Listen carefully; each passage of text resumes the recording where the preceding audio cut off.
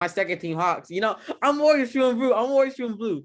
But my home team, I always have loyalty to my home team. So, when have you ever claimed the Hawks before? come on.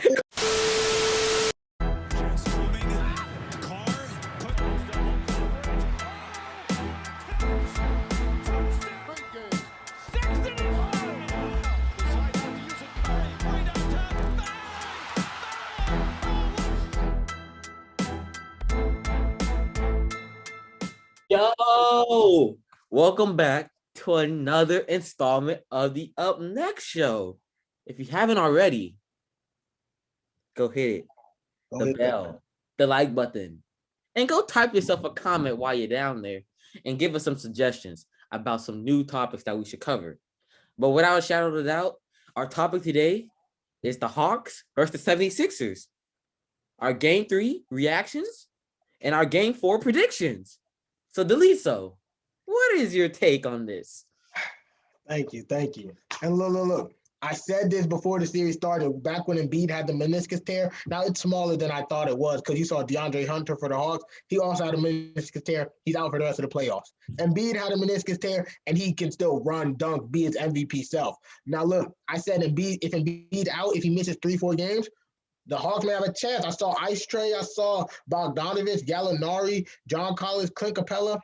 I was liking the chemistry. I was liking what they did to the Knicks. That defensive stalwart team knocked them off in 5. Now look, I said but now Embiid is back. I've watched him play 3 games now. This series is over in 5, maybe 6 close games. But look, Trae Young has been spectacular. He's been playing like a superstar these playoffs. But look, Doc Rivers, I commend him 1,000% for making this switch. He had Danny Green on him. He got cooked to the tune of 25 points in the first half in game 1. Ben Simmons hopped on Trae Young. Matisse Thybulle hopped on Trae Young. It hadn't been locked down city because Trae Young is that great of a player. He's that good. But look, Ben Simmons has slowed him down. Thybulle slowed him down. They've held him under control. And look, everybody wanted to talk game 2 about Shake Milton. Oh, the Shake Milton game. He went dummy. He went crazy. He did his part. Stepped up. But Ben Simmons and Matisse Thybulle were the difference. Their defense on Trae Young was the difference in that game. They held Trae Young to, I believe, under 25 points, and that was the difference in that game. So look, I believe the Sixers will close out this series in 5 games. And look, Capella is a good player. He's a good center. I think he'll make an all-defensive team this year. But Embiid's a great player, MVP candidate. He could have won MVP and Defensive Player of the Year this year if he never got hurt. Stop playing with him. So look, the Sixers are my favorite to make it out the East right now. We see the Nets injuries. We see the Bucks. I don't trust them. I don't trust Giannis in the big spotlight, even though he has stepped up very big. But the Sixers are the favorite to make it out the East. They may face the Bucks or the Nets. I still like them. Marcus? Stop it. Stop it. What are we talking about now? Don't give me that. That's in 5 regardless of who they play. I've been saying that since day one. I'm about to get my championship. Hold on. KD, no Kyrie, no Harden. Say that for the rest of the series. KD come on. That's not going to happen, though. That's not going to happen. KD's beating this Bucks team in 6 by himself. That's not going to happen. They're coming back. Big boy Harden coming back. Okay. Uncle Drew coming back. Don't worry about that. That's in 5. But let me talk about my Georgia boys. This series is going to 6 games. How is it that's in 5? Huh? No, I'm talking about in the championship. When they get to the championship. Yeah.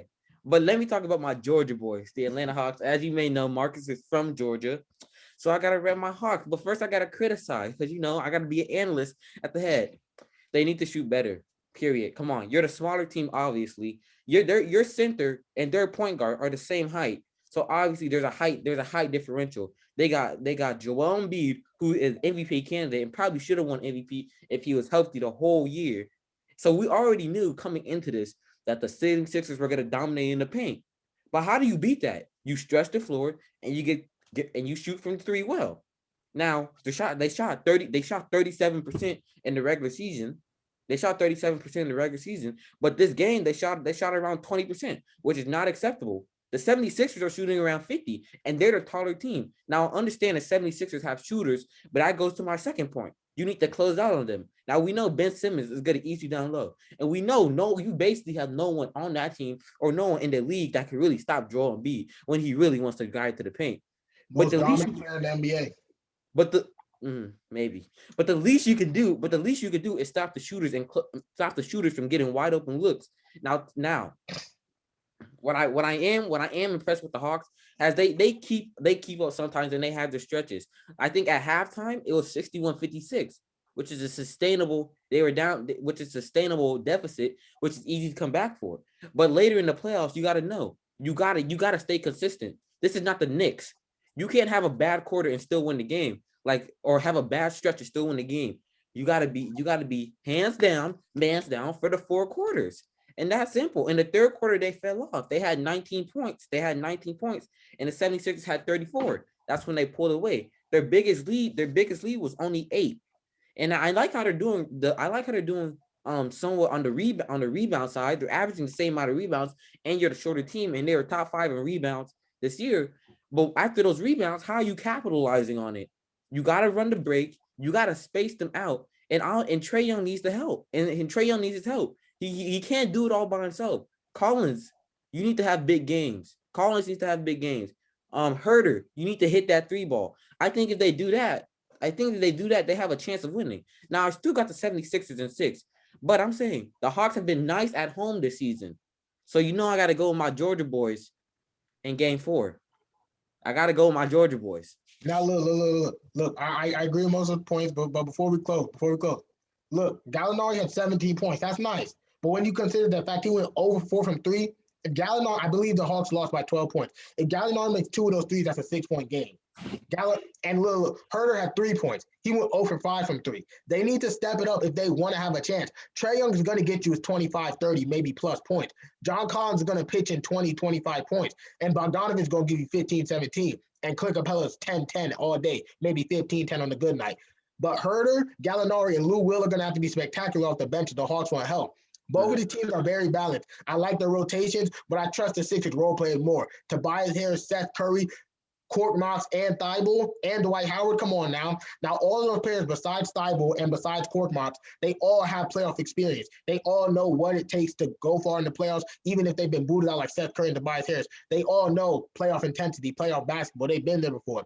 And look, now if Danny Green, live up to that last name, Green, if he can green some threes, hit some shots, yo, Hawks, watch out. If he can play good defense and hit some shots, Danny Green needs to step up, or else Shake Milton's going to take his spot. Watch that. And look, I believe I said 6 and 5 earlier. I didn't mean to say that. Hawks will win game 4. Trae Young will drop 35 and 13 assists. Hawks will top the series because Gallinari and Herder will have a bounce-back game. This series will be 2-2 going back to Philadelphia in game 5, and Sixers will win it in 6, and that'll be the series. Maybe. We'll see. I got my Georgia boys winning this one. Ice Trae, Matt Ryan's passing down the nickname. Matty Ice passing down the nickname to number 11, Ice Trae. Atlanta looking good. Don't worry. Ludacris gonna be in the stands, and I'm gonna be on the couch, and I'm gonna watch my Hawks, my second team Hawks. I'm always shooting blue. But my home team, I always have loyalty to my home team. So, When have you ever claimed the Hawks before? Come on. I always have loyalty to my home team. Yo, we're going to wrap it up after that blasphemy. He just tried to false claim the Hawks. Thank you for tuning into the Up Next show, and stay tuned. I live close to Philadelphia. So, oh my goodness. We have more to go both ways this week. Thank you, and go like, comment, and subscribe.